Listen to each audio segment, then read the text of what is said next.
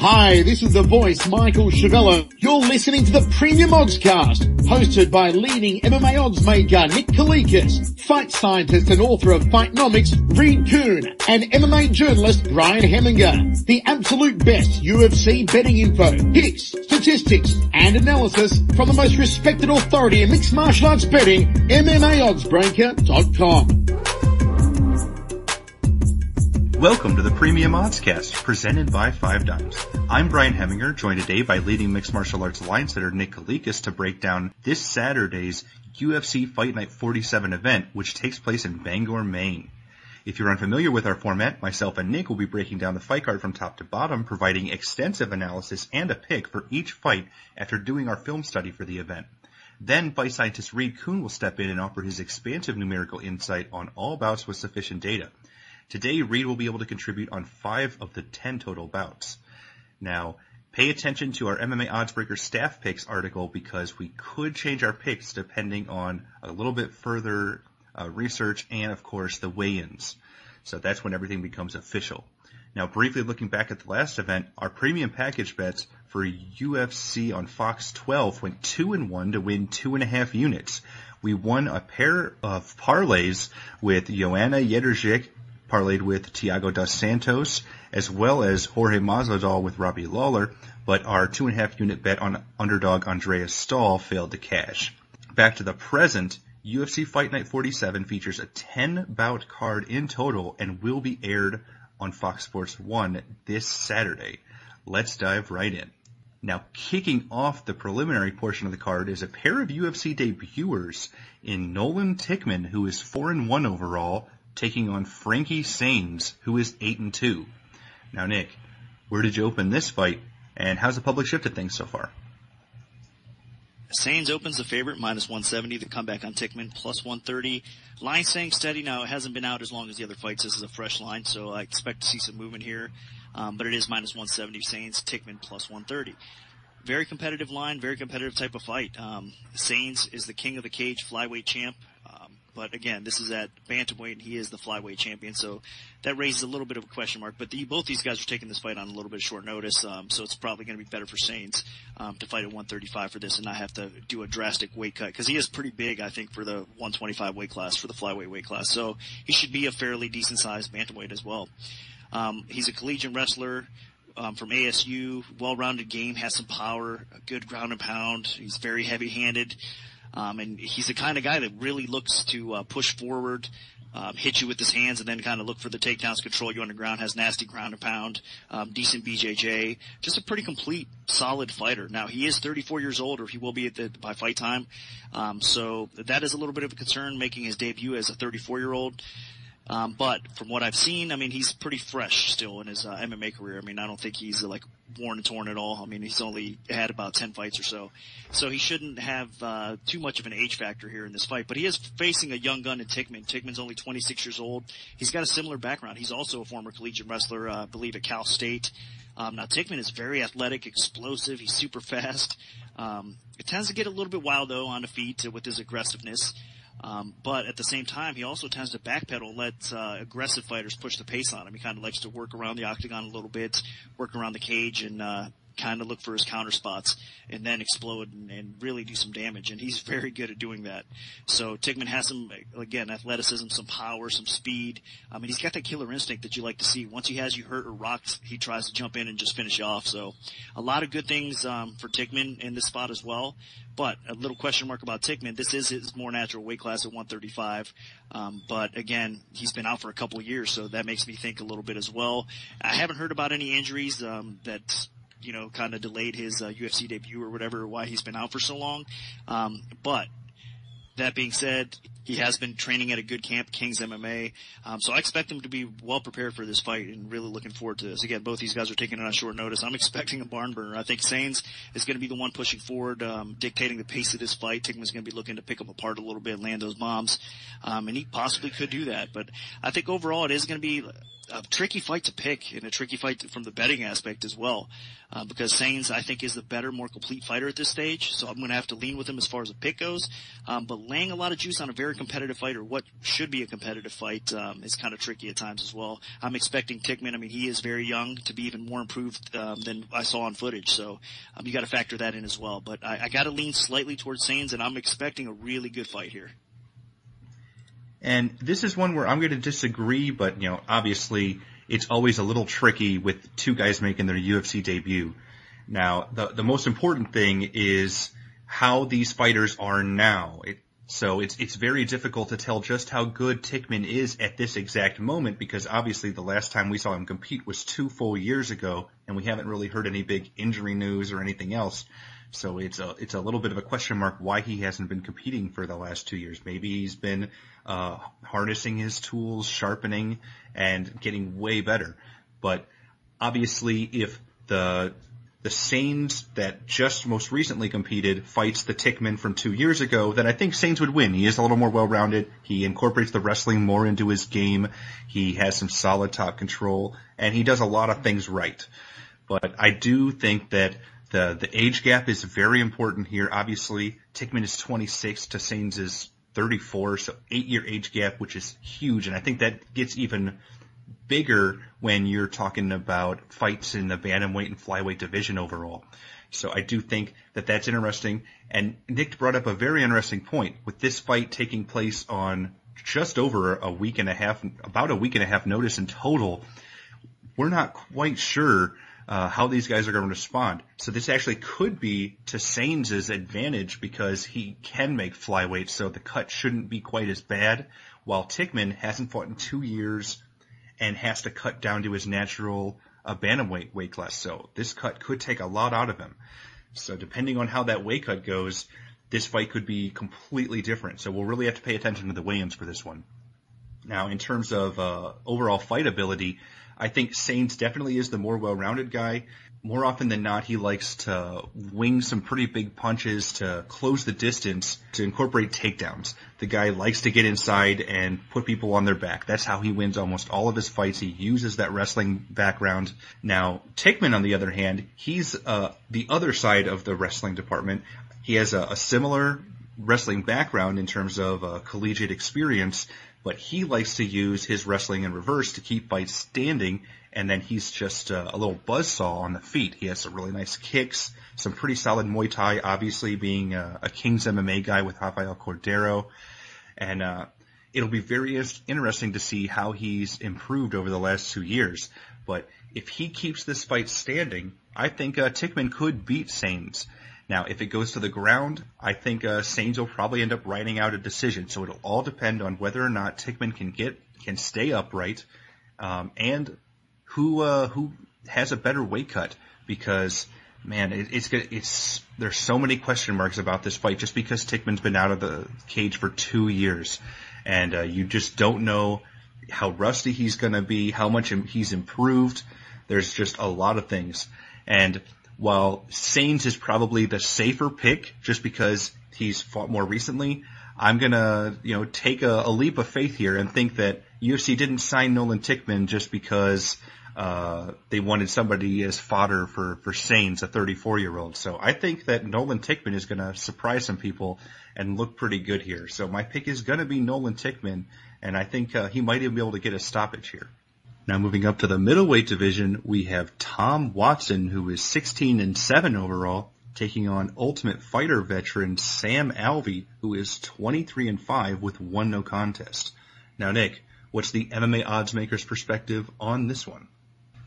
Alvey opens -160. The comeback on Watson +120. And looking over the line right now at Dimes, it is -130 for Watson and the comeback +110 on Alvey. So the line did flip. A little surprised. I mean, the support that Alvey usually gets, I mean, his popularity, believe it or not, is pretty decent. I mean, he's obviously an MFC champion. And every time I put a betting line, it seems like on Alvey, I mean, he does get that kind of support. And I know it's a league outside of the UFC, so a guy like Alvey should be able to have success in those types of scenarios. And he's fighting Watson, which is stylistically a pretty hard fight for Alvey. So I can understand the early action coming in Watson's way a little bit. Watson's a little bit more proven in the UFC. He's had very competitive decisions against solid fighters for sure. The guy continues to improve his overall game, although he is getting up there in age a little bit. I mean, I think Watson's 32, 33 years old, if I'm not mistaken. He is training with TriStar, which I think is going to kind of elevate his game that much more. It's nice. He was training with Jackson's for a long time, as we all know. Now he's just kind of getting a different feel. He's kind of keeping things fresh, and it should only really help Watson. But he does have a long way to go as far as he does tend to fade cardio-wise. Watson does as the fight goes a little bit. He tends to be a little too inactive for my liking as well at times, but as far as his takedown defense, that continues to improve. As far as his overall grappling ability, that continues to improve. His clinch game is very strong, very good. I mean, he's very effective with his striking overall. He's got a ton of power, and the guy, I mean, really has that killer instinct. He goes for the kill, no doubt about it. He's got 8 knockouts on his record, and that's because of that killer instinct for sure. So he's got the power to put people out, and he's got the skill set that keeps on improving. So he's definitely a tough out for most. Now, Alvey, on the other hand, though, he does have some advantages in this fight. I think pure striking is going to be interesting. It's going to be close. I think Watson, I definitely give the stand-up edge to Watson overall, but I think Watson is going to have some problems maybe with Alvey's length. Alvey is going to have a reach advantage. He has the southpaw as well. And on the feet, he continues to improve his overall game. He's a little bit underrated probably in those aspects. He mixes things up well, has a little bit of power to go along with it. Alvey underrated again, I think, as far as wrestling and takedowns and grappling goes. I give him the advantages over Watson in that area as far as the pure grappling. I'm not sure if he's going to have a lot of success against Watson, though, because, again, Watson's improvement level. So this is an interesting fight. And Watson basically typically fights to the level of his competition. So I think that Alvey and Watson, we're going to see a very close fight, a very competitive battle, a type of coin flip fight if it does hit the cards, which I expect it will hit the cards. I think both these guys are tough enough to withstand each other's punishment here, and we're going to see a very competitive decision, and the judges, and probably a split decision type of fight here with the judges with the way they are. So I've been going back and forth as far as a pure pick on this fight goes. And again, I can see the way the public coming in here on Watson, and I can understand it a little bit because he is more proven against better competition right now, more recent, but part of me wants to go with Alvey, and I'm going to slightly lean that way. I did open him the slight favorite. That's not necessarily why I'm picking him, though, but I do think he's coming into this fight in a good spot. I think it's a winnable fight for him, and again, I expect a very, very close competitive decision. And it could go either way, but I am going to lean towards Alvey. I'm going to go against the overall public action right now and kind of disagree in some ways because I do think that Alvey's going to make it competitive enough where he could very well steal a decision. Yeah, and I think I'm going to go with you on this one as well. I just think that Watson, he just really hasn't lived up to the potential. People were praising him because of his run in Bama. He had some nice fights there. But in the UFC, he just hasn't quite shown up enough. He really had the one great fight where he just worked over his opponent in the clinch and got a finish. It was an amazing performance. And then other than that, he's just been outworked on the feet. He's been beat up on the ground, and he's just been outclassed a little bit. He's looked a little old. Granted, he is a little bit up there in years, nothing crazy, but I just am a little concerned that Tom Watson just not quite as good as the hype was before he entered the UFC.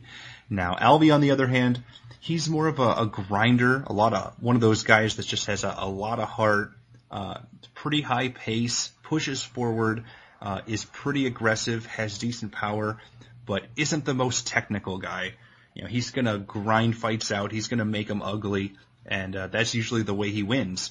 Now, I think Alvey is a little bit better in terms of the awkwardness that it's going to be a little difficult for Watson to adapt on the feet. Alvey does have that unique style, especially being a southpaw. He's not a world beater in terms of technique, but I do think that Alvey's going to present some problems in open space. Now, in the clinch, that's where Alvey's going to make things interesting because he wants to get this fight to the ground at times, I'm sure. Because I think top position, he should have the advantage over Watson. But he's going to have to deal with Watson's dirty boxing. And I've said this before, but I think Watson has some of the best clinch work in the UFC. That's where he's the most dangerous by a landslide. He throws really good elbows. His dirty boxing is fantastic. He has pretty good knees. He just beats people up when he gets up close and personal. The problem is getting there. Is Watson gonna be able to get the fight there? Is he gonna be able to keep it there when Alvey briefly puts it there while trying to get takedowns? So a lot of interesting dynamics in this fight. And people are praising Watson a little bit for bouncing around gym to gym. I'm not going to go there. I think he's more of a guy that's just searching for the right fit, and it hasn't worked for him. And he's just been bouncing around from gym to gym, and he's more of that journeyman gym guy. He just still hasn't found the place that works for him. And I'm not quite sure that TriStar is the place to be for him either. I'm not sure where it is, but I just think that Sam Alvey's probably going to be a little hungrier, a little more aggressive. He's going to have something to prove because he wasn't initially invited back to the UFC after his appearance on The Ultimate Fighter. And I think Alvey can pull this one off. It's going to be ugly, it's going to be close, but my pick is Sam Alvey. Now dropping down to the women's bantamweight division, we have former title contender Sarah McMahon, who is 7-1 overall, taking on Lauren Murphy, who is 8-0. Now, Nick, where did you open this fight, and how's the public shifted things so far? McMahon minus 290, Murphy plus 210. That was my opening line. Over at 5-5 right now, it's minus 300 for McMahon, plus 250 for Murphy. So a little bit more support actually coming in on McMahon. Line did get a little bit tighter as well. It's been out for a while.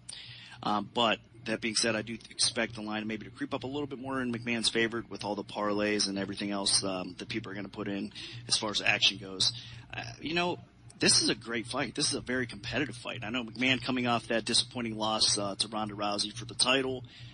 Rousey looked great in that fight. McMahon didn't look so great, obviously getting beat that quick. But overall, throughout her career, McMahon's been one of these ladies that is definitely a force to be reckoned with in women's MMA. I mean, her wrestling credentials speak for themselves. I mean, she's a very talented wrestler, obviously an Olympic wrestler, won the silver medal back in, I think, 2004. So she's powerful, she's very athletic, and she's adapted to the sport of MMA fairly well. Her boxing's decent, she has some speed, she mixes things up well on the feet, and again, she has a takedown ability, but Murphy's kind of floating under the radar here. She is the Invicta Bantamweight women's champion. I know a lot of people are going to say in the title match, I mean, the girl she fought ended up hurting her knee, and that's how Murphy got the belt by default. But at the same time, you look at that fight, it was very competitive. You look at her performances before that title fight, and she's beat some solid competition. So Murphy is legit. She continues to improve her overall skill set as well. She's one of these fighters that you could tell she's hungry to win. She's hungry to improve, and she's there to get the job done, like as far as get the W there. She's not going to fold. She's not going to be intimidated.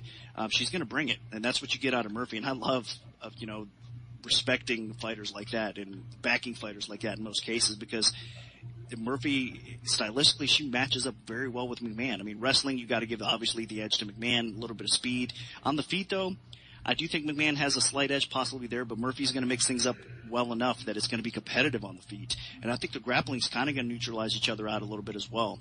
And as far as pure clinch game goes, I actually give the advantage to Murphy. Murphy can be nasty with the clinch game. She throws good knees. I mean, the impact and the ability to put hurt on her opponent is very obvious to me. And I think McMahon getting beat by Rousey the way she did, Murphy's going to have a little bit more confidence going into this fight, and she can maybe try to implement that same kind of game plan. And she already throws those knees to the body, so she's going to, again, I think, be a little bit more prone to throwing more of that type of attack.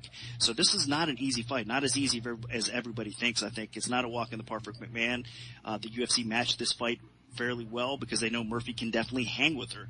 So I think this is a dog or pass situation as far as betting goes, no doubt about it. I mean, Murphy's going to come to fight. She's going to give McMahon everything she can handle. But you do got to give the slight advantages, no doubt about it, to McMahon, because she is going to have the speed. She's going to have the wrestling. She's just the better overall fighter right now, slightly, but Murphy does continue to improve her overall game. She's going to have that confidence, and her will to win is very impressive. So dog or pass, as far as pure pick goes, of course, I mean, McMahon is a 3-1 favorite for a reason. She should have the slight edge here, but I do think the line's a little out of whack, and I think Murphy deserves a little bit more respect than she's getting here. I absolutely believe that Murphy's not getting the respect she deserves. I mean, she's the Invicta champion. That's a big deal. She beat some really tough girls outside the UFC to earn this opportunity, and people are basically betting on McMahon because of all the hype she got heading into that title fight against Ronda Rousey. Obviously, undefeated Olympian at the time. all the hype. She's, they've got the Olympic pedigree, so people are gonna, be on McMahon here. She's the much more known fighter. But man, Lauren Murphy is not somebody that you should be sleeping on. This girl is tough as nails, has a crazy backstory. She's from Alaska, and she transitioned to fighting the top women in MMA very well. She went in there against Caitlin Young, Sarah D'Alelio, and then Miriam Nakamoto, and got 3 straight wins.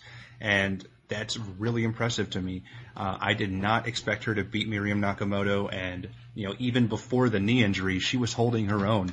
And nobody's been able to hold their own against Miriam Nakamoto. Miriam Nakamoto is one of the toughest fighters in women's MMA today, one of the nastiest, scariest women's bantamweights. So, man, I was shocked about that one. And that's just all about the fighting spirit of Lauren Murphy. Now, Sarah McMahon, she has that incredible athletic ability. She is a fantastic wrestler. She gets top position, and she has some serious power, too, when she's in top control. I don't think she has a lot of power on the feet, and I do question her heart a little bit in terms of fighting. But in terms of what she's capable of doing, McMahon should have some advantages here. She's going to be more athletic. She's going to be faster. She's going to be a little bit stronger. But do not count Lauren Murphy out, because she is a grinder. She's tough as hell, and she just has that will to win. Like, there's just a little bit, there's that it factor for fighters sometimes, and Murphy has it. And that's just something that's tough to measure. And I can definitely tell you that when it comes down to who wants to win this fight, I guarantee that Lauren Murphy wants to win it more. Like, she is a natural. And she's just incredibly tough. Now, I think it's going to be a little tricky just because of the tools that McMahon has. But Murphy's dangerous in the clinch. I think Murphy is going to be able to hold her own a little bit on the ground. I think she does have some decent jiu-jitsu as well. But in terms of what her game involves a lot of top control, I think that's going to be difficult against McMahon, just because McMahon does have that wrestling background. But on the feet, I think Murphy's going to be able to hold her own too. She's not a world beater of a striker, but she's aggressive, and she has a lot of faith in her hands and a lot of faith in her chin, because she can take some damage. And I don't think McMahon can. I think McMahon wilts a little bit when she starts to get hit. You saw that against Ronda. You saw that she actually got dropped against Shayna Baszler in her Invicta debut. So I do think that if Murphy puts the pressure on her, Murphy could back her down. So I think this line is completely out of whack, just out of complete disrespect and disregard for Murphy. And I'm actually going to pick Lauren Murphy to pull this one off. I don't think it'll be easy, but I do think that she has upset potential here. So my pick is Lauren Murphy. Now, the final bout on the preliminary card is a flyweight contest featuring 2 very impressive top 10 fighters in Jusir Formiga, who is 16-3 overall, taking on Zach Makovsky, who is 18-4. Now, Nick, where did you open this fight, and how's the public shifted things so far? I opened Makovsky minus 210. They come back on De Silva. Formiga plus 160. And right now, looking over at the line of 5 dimes, it had a little bit of action. More people are coming in on Makovsky for sure. Makovsky's minus 300. The comeback on Formiga is plus 250. Tough one, because, I can see what everybody else sees. If you look at this fight, how it should play out, Makovsky's got excellent wrestling. He's got better striking. He's just, overall, his game is more developed, and he's more capable of finishing the fight. He's more capable of grinding out a decision win. He's just a better, more complete fighter at this point. Formiga is definitely a talented fighter. He keeps on improving his overall skill set, but he is more of a grappling-based fighter, whereas Makovsky is a grappling-based fighter, but he's got that more well-rounded skill set. So it's really Makovsky's fight to win or lose. He's looked phenomenal really since he's come to the UFC. You could tell he's putting the time in the gym. He's doing things right. He's mentally, everything's in place for him, mentally and physically, I think, for Makovsky. He's got the confidence going for him as well. But Formiga is also going to have some confidence for sure coming off that big win over Jorgensen. That's only going to boost, his confidence level and prove to him that he belongs against the upper tier guys as well. So really what this fight comes down to is De Silva going to be able to get the fight to the floor? And if he does, he definitely has an advantage over Makovsky. Makovsky's pretty smooth. He's got good jiu-jitsu, good wrestling, but Formiga is one of those special talents that, man, I mean, once he gets you to the floor, you're in some trouble. I mean, especially he loves taking your back, trying to sink in that rear naked choke. He's very sneaky, slick with it as well. So if Formiga can get the fight to the ground, it's not out of the question that he wins this fight. I think he could probably pull off what he did against Jorgensen against Makovsky, but more times than not, I think Makovsky is able to stifle the takedowns, keep the fight standing. And on the feet, I mean, Makovsky continues to improve. He's got good kickboxing overall. I mean, he uses hands and feet well, mixes things up well. He's got some power to go along with it. So to me, I think Makovsky can win this fight possibly by stoppage. He can win this fight again by grinding him out, winning a decision as well. And Formiga's really his best chance to win this fight is winning it by sub. So you got to lean Makovsky, and I think it's pretty clear cut. Now, where the line's getting a little bit dangerous though, laying 3-1, I think on Makovsky might not be the smartest plan because Formiga is improving his overall game and he could make it a competitive type of decision. And with the state of MMA judging, as we always say, that's always scary. So not sure if there's a lot of value at 3-1 at this point, but definitely got to pick Makovsky here. And I'm in complete agreement on this one. I really think that this is Makovsky's fight to lose. He might be a little bit lower in terms of the actual UFC rankings, but in my personal rankings, I have him above Formiga. I think he's the more well-rounded fighter. While Formiga does have a little bit better of a Brazilian Jiu-Jitsu acumen, I think Makovsky's wrestling and scrambling ability and just the unique stuff he can pull off on the ground should be able to thwart what Formiga wants to do. Now, people are giving Formiga a little bit of praise because of his last fight against Jorgensen, but you have to remember that he ended up getting that submission because he rocked Jorgensen with a headbutt and was able to take advantage of his opponent there. And that's something that, you know, barring a fluky thing like that, I really don't see him getting Makovsky to the ground and getting Makovsky's back and getting the choke. So more towards Makovsky, I think him being a southpaw is going to be a problem for Formiga. He's really put the time in on the feet. He's shown a serious improvement. He has some nice kicks.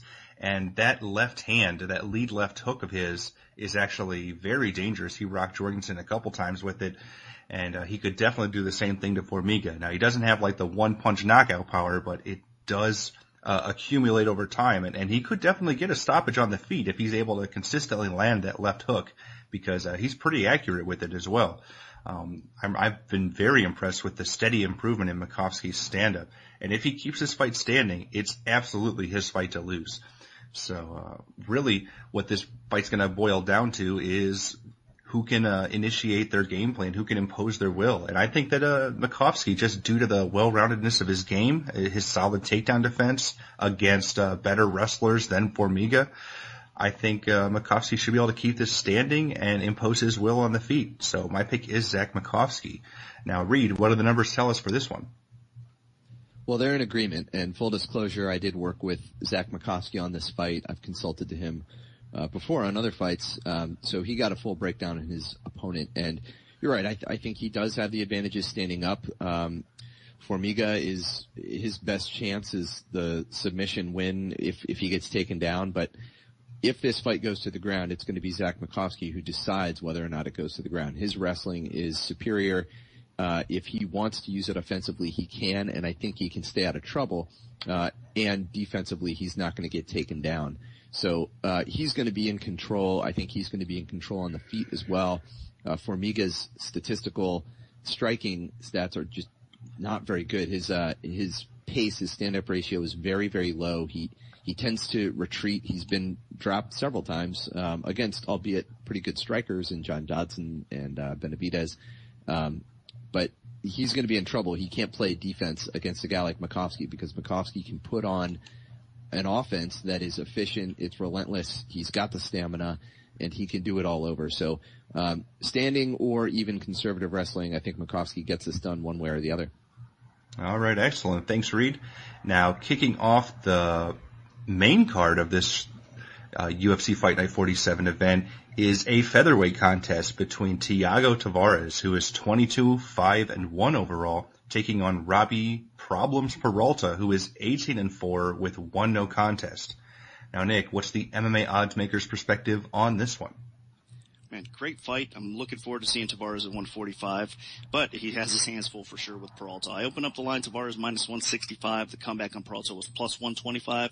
Right now we're at 5 dimes. It is minus 175 for Tavares. Peralta's plus 155. So a little bit more action coming in on Tavares. Line's kind of tightened up. It's been out for a while as well.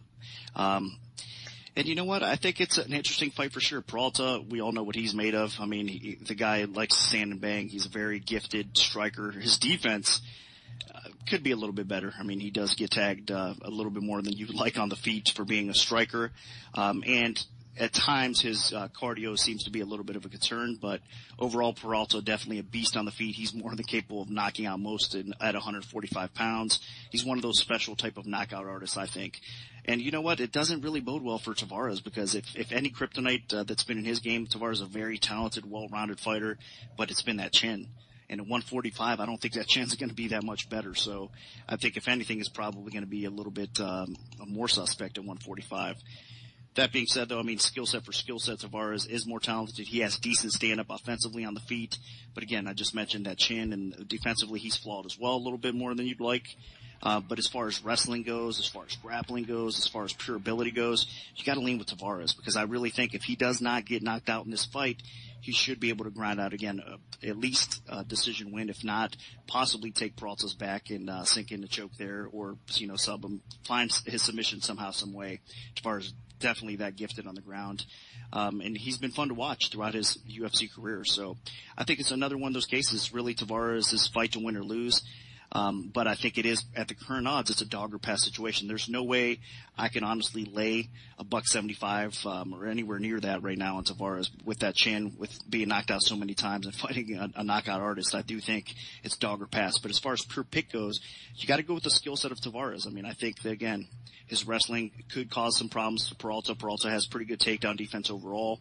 But he has been put on his back a little bit and been controlled a little bit on the ground. And then again, as far as sub defense goes, there's some question marks for sure with Peralta. He is improving that part of his game, but Tavares is definitely one guy that can exploit that.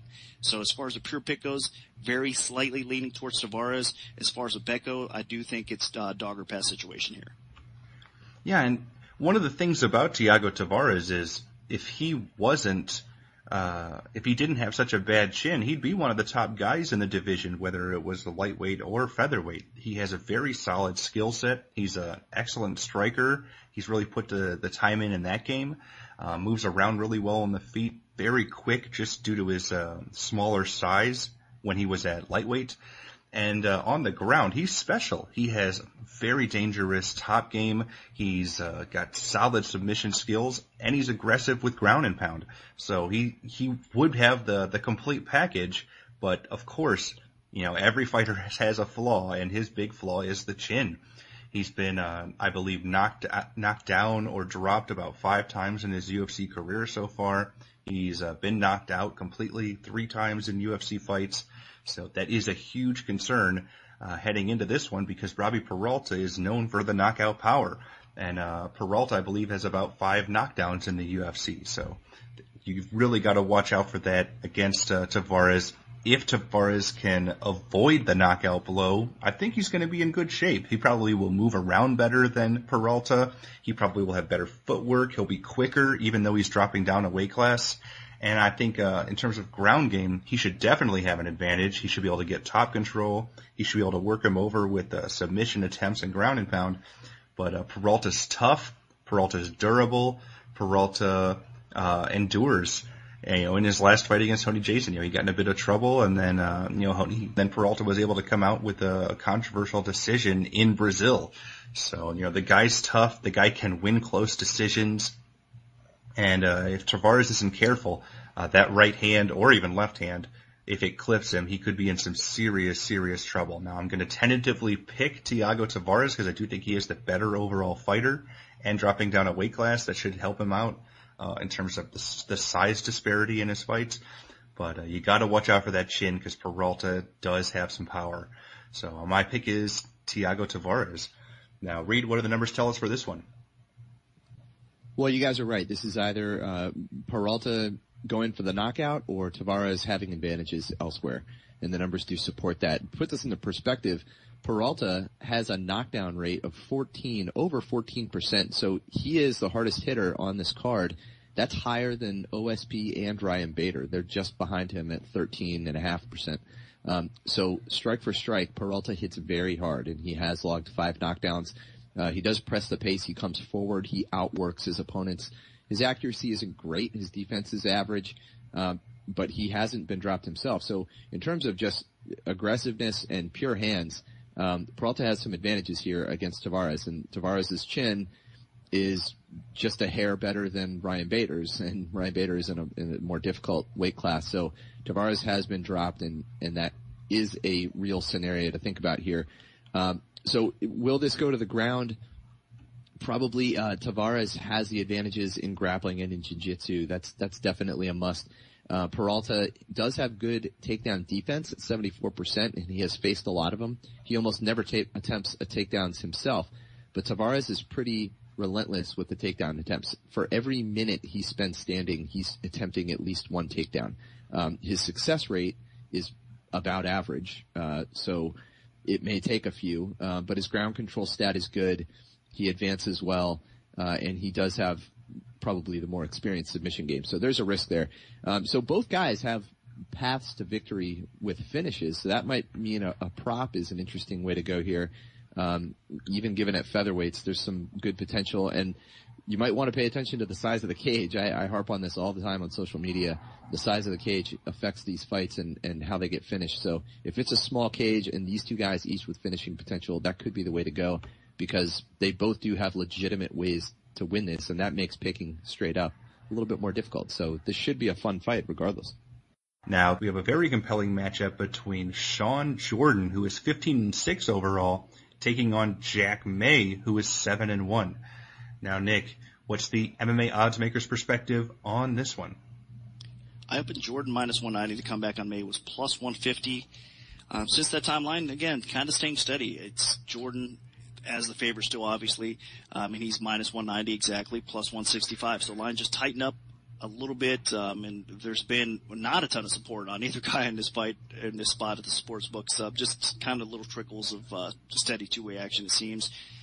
And I understand why. I mean, look, Jordan has the ability to win this fight, but man, that chin is definitely suspect. Definitely suspect. And against a guy like May's going to have a huge reach advantage overall. I mean, height and pure reach. He's going to have that advantage. May is also a kickboxing style fighter. He's got the kickboxing background. Of course, he's working with Josh Barnett and crew at CSW. He's been working with, but so he's developed his overall MMA game. But the problems and concerns with May is, man, after that first round, he's done. If you look back, he tends to fade as the fight goes on, and that's what gets him in trouble. His chin becomes a lot more suspect. Now, he had a pretty fun, eventful fight in his UFC debut against Lewis. I think he looked a little bit more impressive than I expected in that fight, but again, he put himself in a bad spot. Cardio started to fail on him a little bit, and he got himself beat. Now, against Jordan, this is a winnable fight for May.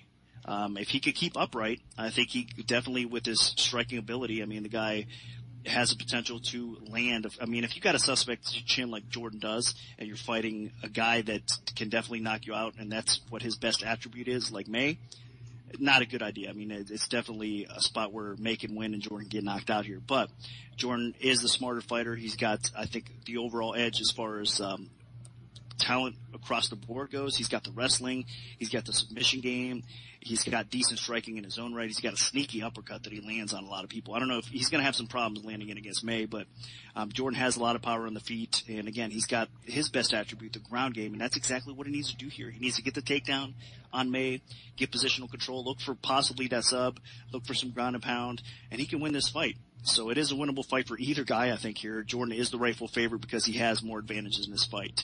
He's got a little bit better cardio, obviously. As far as a pure pick goes, it's got to be Jordan for me. I think that he should win this fight more times than not, but I could easily see May catching him and knocking him out. So as far as a bet goes, it's dog or pass, preferably in most cases pass in this spot. Can't have a lot of faith in either guy here, but as far as a pure pick goes, I got to go slightly towards Jordan. Yeah, and I'm going to agree here. I just think that in terms of pure MMA skills, that Sean Jordan is the better fighter. You know, he's going to be at a serious height disadvantage. He's going to be at a big reach disadvantage against May. May does have the superior kickboxing, and May is the I think he has a better chin, but what scares me is the overall game. Now, May, he slows down big time as the fight goes on. He's the kind of guy that basically sometimes not just doesn't last one round, doesn't even last the whole first round in terms of cardio. So that's a huge concern. And then on top of that, I just don't think he has the ground game. If Jordan takes him down, Jordan could submit him. Jordan could pound him out on the canvas, as we saw in the Mike Russo fight. So that is the main thing here. Now, one thing that I'm very concerned about with Jordan, as Nick mentioned, is the chin. Jack May has some power, and it's going to be tough for Jordan to get inside to either get the takedown or land shots on the feet, and he could get caught coming in. Jack May is not a world beater, but he does have significant striking experience, and he definitely could catch Jordan, even just walking backwards. And Jordan's chin is to the point where even a shot walking backwards from somebody that knows how to throw a good punch could knock him out. So I'm definitely concerned about Sean Jordan taking a big shot here, because I do think that Jack May could finish him. But in terms of pure MMA skills, I think Jordan could be aggressive enough to just bull rush him here, and kind of like he did against Pat Barry, a guy with a lot of kickboxing experience, but was Sean Jordan's size, that Sean Jordan just bull rushed and knocked out. Or Jordan could get this fight to the canvas and either work over a submission like he did against LeVar Johnson, or get the ground and pound like he did against Mike Russo. So Jordan has way more ways to win. He just has to not be stupid and just have a regular open space kickboxing type of fight, because I do think May could win that. And he needs to protect himself as he does come inside, because he doesn't want to walk into something, because those are the punches that usually hurt the most, the ones you don't see while you're coming forward. So my pick is going to be Sean Jordan, but you got to be a little bit concerned about the chin and the size disparity here. But I do think Jordan can pull this one off. Now moving down to the welterweight division, we have Seth Basinski, who is 18-9 overall, taking on UFC newcomer Alan Jaubin, who is 9-2 overall. Now, Nick, where did you open this fight, and how's the public shifted things so far? Basinski opens -185, Jaubin +145. Since that time, actually coming in on the underdog, Jaubin making his UFC debut, which is a little bit of a surprise to me. Right now, Basinski is -140. The comeback on Jaubin is +120. I could see it. I mean, Jaubin is definitely a very talented striker. He's a southpaw. He's fought on Access TV cards for a while now. To be more specific, actually, Jaubin has fought on RFA shows more so than anything else. And he's a very talented fighter. Again, he's got that kind of unorthodox striking, which is very effective. I mean, he's fast, powerful on the feet, mixes things up well. His takedown defense is definitely improving. He has never been subbed in his career, so sub defense is pretty solid overall as well. And he just keeps on elevating his overall game. I'm glad Jaubin got a shot in the UFC, because he deserves to be here. Now, how well he'll do and how he's going to fare against Basinski, I'm not too sure. It's a tough fight. I mean, making your debut against a very solid, proven veteran in Basinski that keeps on improving his overall game as well, not an easy task. I mean, you have to give the overall advantages here to Basinski. He's going to have some slight reach advantages in this fight. Striking, I would definitely favor Jaubin in this fight, because I do think that he is a little bit more versed in the strike attack. He could be a little bit more effective. But Basinski, don't sleep on him at all. I mean, we know that he could be effective as well. He's got some power on the feet. His last fight against Alves was actually pretty impressive. I think that he performed better than most of us anticipated and hung in there pretty well. Unfortunately for him, what sticks out in my mind, though, with Basinski is his fight against Melanson. I mean, he got knocked out pretty devastating in that fight. And again, Jaubin is kind of one of these guys that can land that vicious knockout type of punch too. So Basinski's chin is a little bit suspect to me in some ways. His consistency needs to get a little bit better. But minus that fight against Melanson, I think that he's looked pretty solid. He's a more well-rounded fighter. He's got good solid wrestling, good takedowns, a tremendous sub game to go along with it. So I do think that it's his fight, Seth's fight to win or lose here against Jaubin. I think that it's going to be a close one. I think if it hits the scorecards, it'll be very competitive, and we could see the dog pull out the decision here because of his strike attack and because he's going to be able to probably keep Seth off him and at bay at times. But I do think the overall skill set again and the lean has to be Basinski. And I'm going to agree with you here. Both of these guys are relatively evenly matched. I just think that Jaubin is a bit of a poor man's Seth Baczynski. They're both about the same age, and that's actually a concern because Baczynski's been fighting in the UFC for a long time, and Jaubin's just now making his UFC debut at 32 years old. So I think that's something you got to look into. He's not exactly this up-and-coming hotshot prospect. He's only probably got a much shorter potential career here. Now, in terms of pure MMA skills, I think that Baczynski's going to be a little bit longer, a little bit taller. He's going to have the reach advantage. So on the feet, punching, I think that as long as Baczynski can use his jab well, that could present some problems.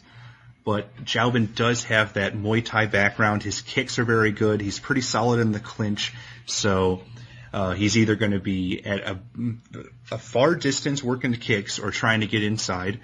And in terms of the ground game, neither guy is a terrific wrestler, but both guys are pretty solid. Obviously, Baczynski has a pretty dynamic ground game. He has some very nice submissions under his belt. I mean, the guy tapped out Matt Brown, which is just crazy impressive, especially now. And I do think that Jaubin will hold his own there. The guy is a 10th planet jiu-jitsu guy, trains under Eddie Bravo. He's pulled off some Goga Platas in the past, so he clearly knows what he's doing on the canvas. So I don't see him getting submitted. I really don't see this fight going to the ground much at all. Baczynski, when he gets to choose what happens in a fight, he usually chooses to stand and trade. He's pretty competent there.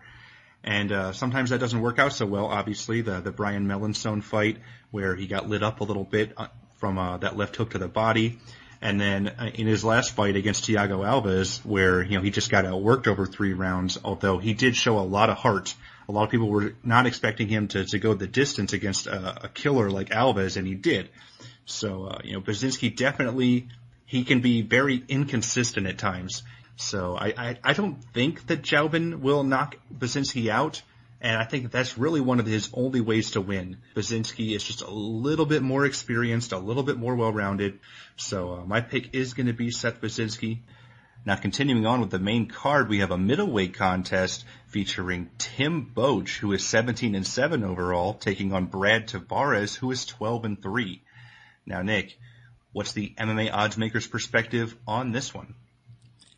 I opened Tavares minus 270, the comeback on Boetsch plus 190, and looking over at the line right now, it's minus 260 for Tavares, plus 220 for Boetsch. So basically the line just got a little bit tighter. Again, it's been out for a while. So action at the sportsbook's pretty much steady two-way. People are supporting Boetsch, people are supporting Tavares. And I think at the current price, it's probably about right. I mean, you got to give the advantage in this fight to Tavares for sure. I know Boetsch has been a very solid, hard fight for most people in the weight class for sure. I just think that there's something about Boetsch that kind of hasn't sat well with me for a while as far as his fighting style goes. There's just a little bit of inconsistency there, I think, with him. I mean, I think he looks like at times he could look like he's towards the top of the division. I mean, the guy went on a pretty solid run there for a while, especially since he made his drop to 185. I mean, let's not forget he was fighting early in his career at 205. But, I mean, with his win over Nick Ring, wasn't that impressive. But with Okami, I know he had to make that comeback to win the fight. He had to come back and knock him out. He was losing that fight for sure. And then that lumbar decision was definitely questionable. But still, he was finding his groove, and he was becoming a thorn to the middleweight division for the top tier guys. I mean, he wasn't an easy out at all. And that's the kind of fighter that Boetsch brings to the table here. I think against Tavares, it's a pretty good matchup for him. I think Tavares definitely has the skill set in striking. I think he's a little bit faster on the feet. He's a little bit more fluent on the feet. He can mix things up a little bit better. Where Boetsch, he doesn't get as aggressive as you'd like him to get at times either. So Tavares, I think, will find his spots on the feet and basically outpoint Boetsch, possibly even land enough damage on the feet to get him out of there. But Boetsch is one of these grinders that, again, he kind of slows the pace down of the fight a little bit. He'll look to clinch up against the cage. He'll look to maybe get some takedowns mixed in there. He's got pretty good ground and pound. He's got underrated wrestling as well. He's pretty tough. And so if he comes and shows up to fight, he's going to make this a very competitive fight, I think.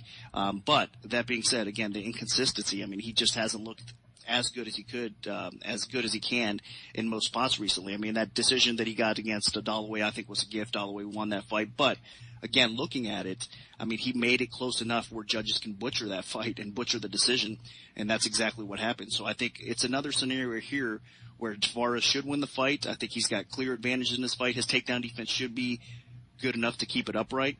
But Bosch, the way he fights, the judges seem to like his style. I mean, he mixes things up hard enough on the feet, and again, with his grinding awareness in the ring, or an octagon, or I should say, it definitely makes it tough for the judges. So I think we're going to see competitive back and forth battle here, but Tavares really should win this fight. He's a better fighter. I think he's got more upside. I know he had a little setback against Romero in his last fight, but that was a war. That was a great fight. You can't take anything away from that. Tavares did get beat up pretty bad, though, in that fight.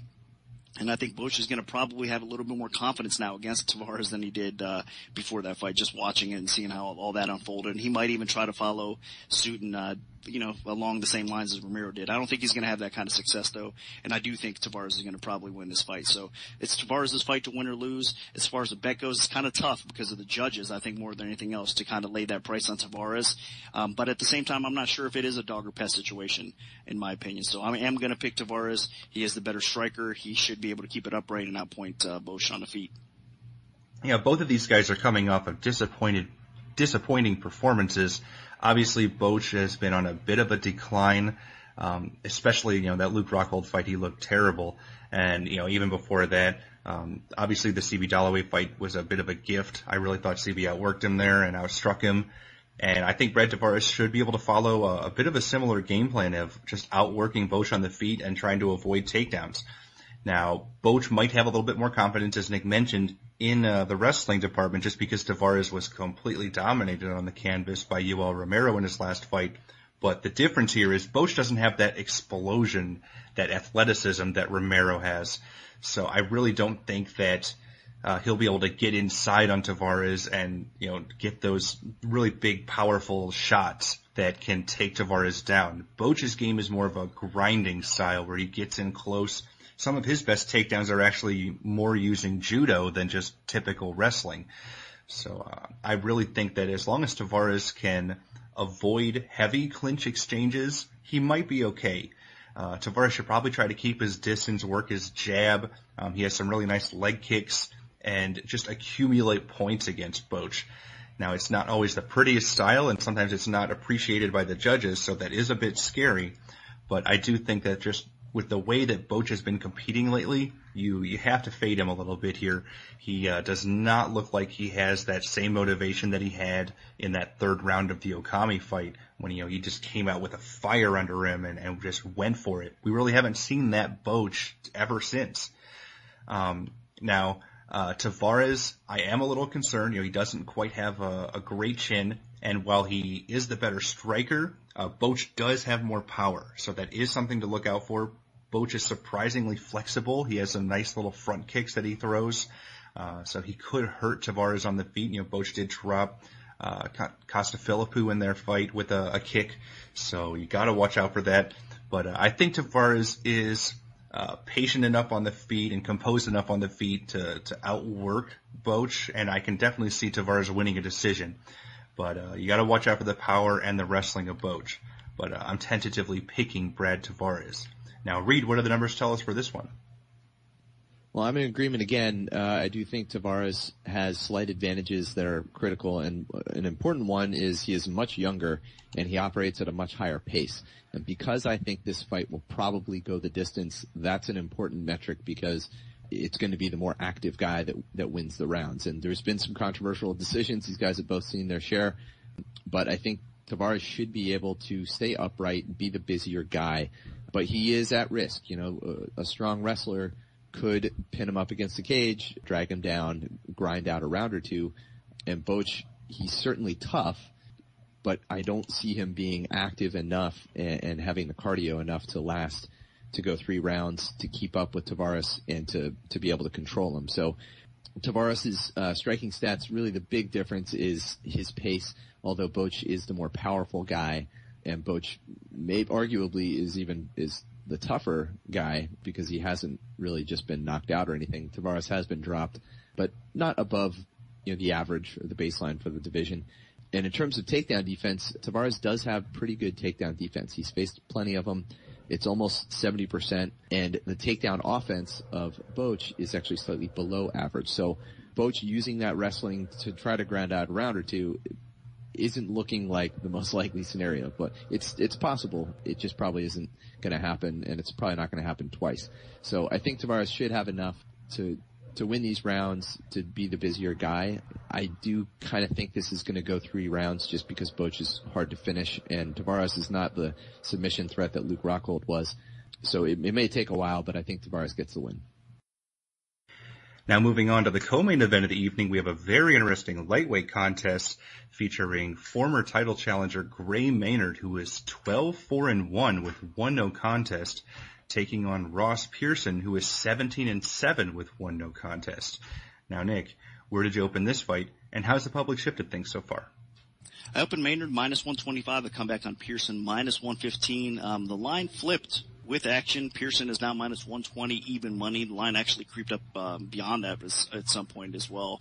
And then action started trickling back in on Maynard. So books are probably pretty even right now overall. And this is a very tricky fight because, man, I'll tell you what, if you get the Gray Maynard that you did a few years back before he went on the kind of this little slump that he's been on, for sure he would be a much higher favorite in this spot because Gray's got some tremendous advantages in this fight. I mean, the obvious one is his wrestling. The guy's a stud wrestler, probably one of the best at 155, no doubt about that, or at least he was in his prime. And I'm saying that because there's definitely a bit of a decline here overall. But, I mean, to go along with that wrestling, he has a ton of power as well. His boxing developed. It was getting better. I mean, he was very effective on the feet, has a ton of power. Obviously, I mean, he was that close to being champion with his legendary battles with Frankie Edgar. So much respect for Gray. I mean, he's definitely a talented fighter, a lot of power, a lot of potential. But the problem is, again, I do see a bit of a decline. I mean, the guy's been really, he's had some poor performances. I mean, dating back to his Frankie Edgar performance, the third time they fought, he was looking pretty good in that fight, of course, until he got knocked out. That was a very competitive fight. But then he had a disappointment, in my opinion, against Clay Guida. I mean, that was a pretty close fight. Guida, of course, everybody is famous. Everybody knows that Guida was kind of running a little bit in that fight, so people were a little down on Guida for that. But at the same time, Gray didn't look that good in that fight. And then, of course, he gets knocked out by Grant and then Diaz. So he's coming off 2 knockout losses in a row, and he's fighting against a striker that has the capabilities of knocking you out.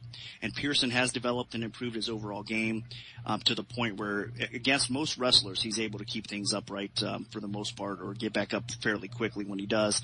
And on the feet, he does have advantages over most. I mean, his boxing is pretty good, especially offensively. He does have some good power to go along with it. He mixes things up. He has a good fight IQ to go along with it as well. But Pearson has a little bit of a suspect chin as well. I mean, that is definitely the case there. He's been clipped. He's been knocked out in the past. He's been rocked and submitted in the past as well. So you got the battle of the chins here. Whose chin's going to hold up? And I think at this point, I do think that Pearson has the more solid chin of the two.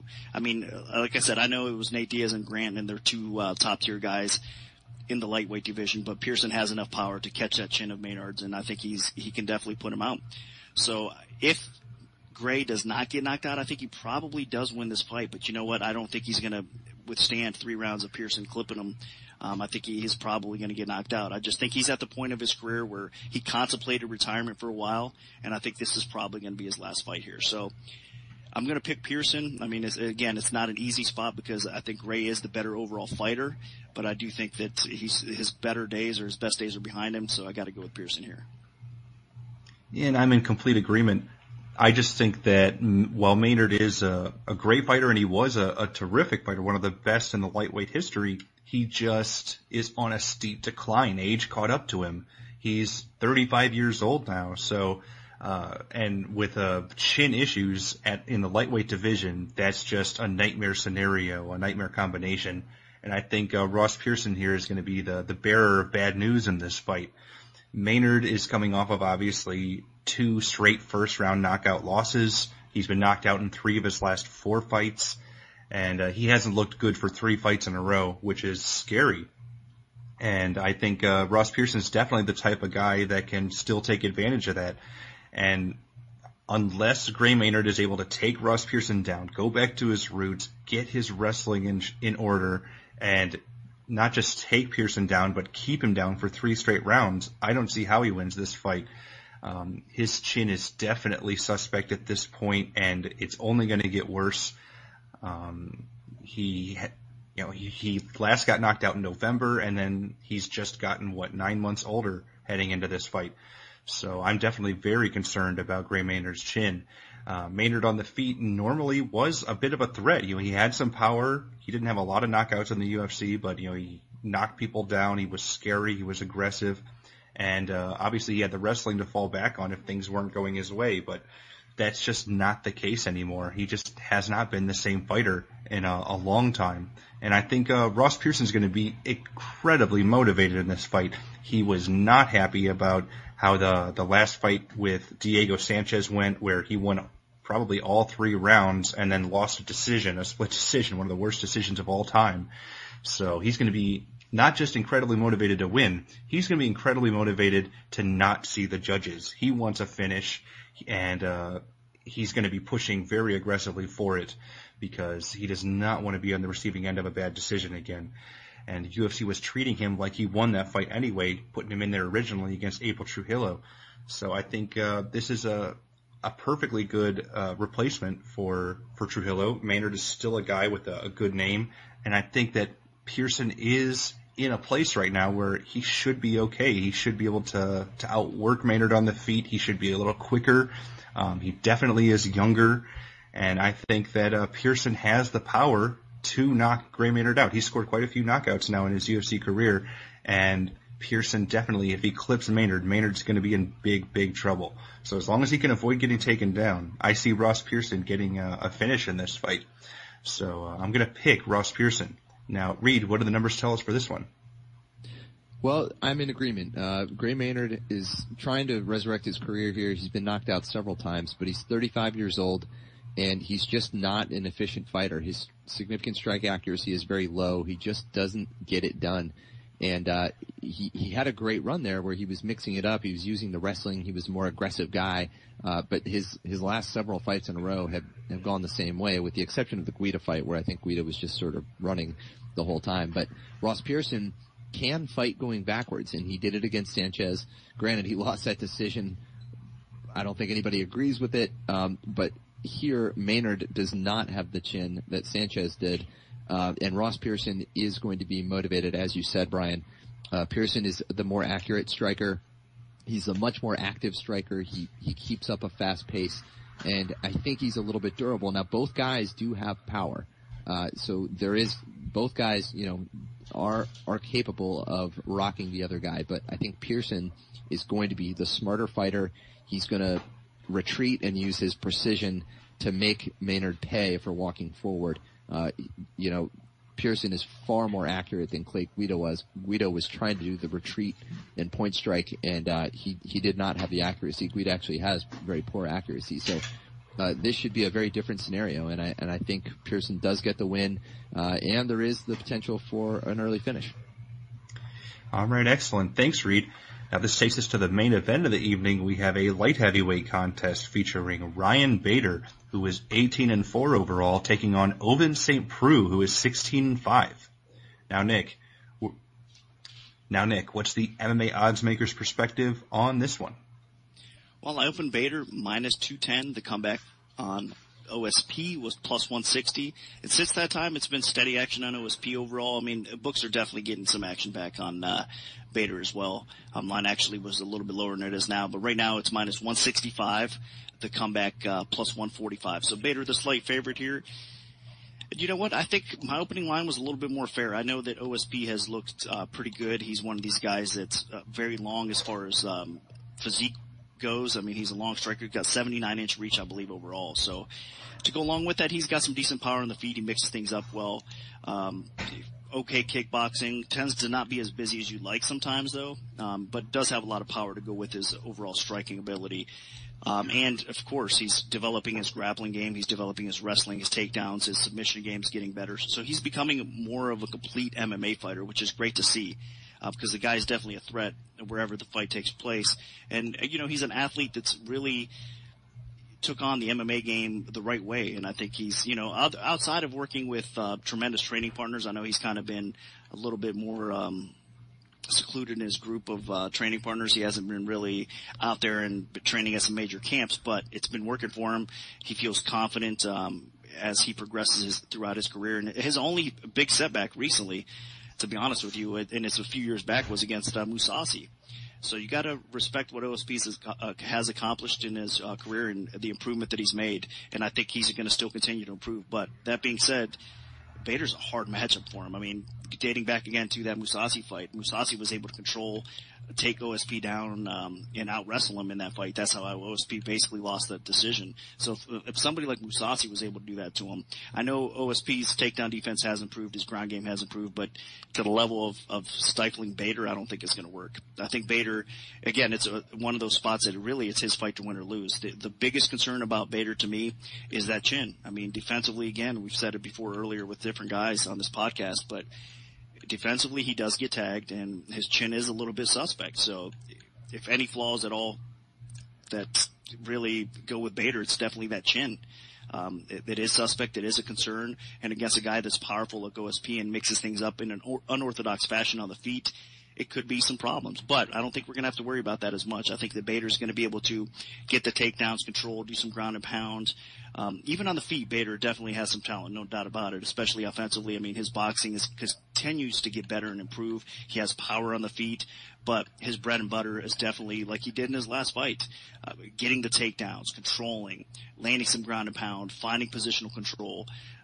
He just does things the right way once he kind of uses his advantages, which is that wrestling, the right way. So I do think that it is Bader's fight to win or lose. If he goes with a smart game plan, hits some takedowns, grinds OSP out, we could possibly see a stoppage. I don't think this fight's going to go 5 rounds. But I do think that Bader can smother him, can grind him out along the way, maybe get positional control, get a stoppage by some ground and pound, or even find a submission along the way as well. Because Bader's sub game is definitely offensively, again, it's pretty legit. He has been a little bit defensively flawed. He's been caught in some submissions. He's got to be careful because OSP is definitely, has the ability to submit people as well. So he's got to be cautious there. But I think it's Bader's fight to win or lose. And I think what it's going to come down to is that wrestling. So you got to go with Bader. And at the current price, I think it is a little bit low. I think there might be some value in Bader here.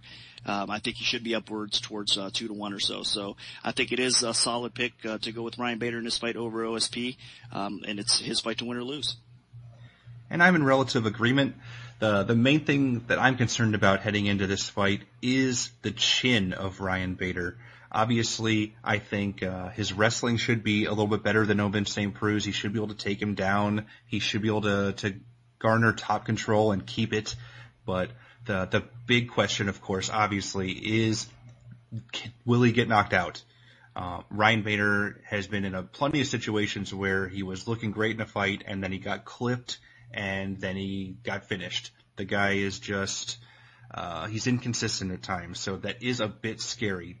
You never know which Bader you're going to get because when he's on, he's on. I mean, the guy beat Nogueira, the guy beat Rampage. He just is coming off of a couple really solid victories, most recently over Feijao. He's looked great in those fights. But then he goes and gets clipped by Tito, or walks right into a jab from Lyoto, or rocks Glover Teixeira and then gets knocked out because he drops his hands and is being too wild. So that is a huge concern. Will Bader avoid the knockout blow? Because I do think that if these guys are trading strike for strike on the feet, and if Bader keeps this standing, he might get knocked out. Like, Ovin St. Preux isn't a world beater on the feet. He's not a technician, but he has some serious power, and he can take a shot. So I am a little concerned about what happens if this fight stays standing. Now, on the ground, I do think actually that Ovin St. Preux has a slightly better submission game. The guy has a lot of nifty tricks to fall back on. Obviously, he's pulled off calf slicers, all kinds of little tricks in his past. But in terms of pure wrestling, Ryan Bader definitely is the better overall fighter in that department. He is a little bit more well-rounded here. And I do think that he mixes in his takedowns well. He actually hides them. He can set them up with his strikes. And the one thing that Nick mentioned was about the finish. Bader really isn't much of a finisher when he gets fights to the canvas. He doesn't really employ a lot of ground and pound. He doesn't really turn it on. He more strives to keep the fight there. He stays active enough to avoid stand-ups. So that is a concern for me on what happens if Bader doesn't go for the finish. Will he tire out? But I do think that he has the wrestling here to contain St. Preux. You got to remember, St. Preux, this is the same guy that got out wrestled by Gegard Mousasi in Strikeforce.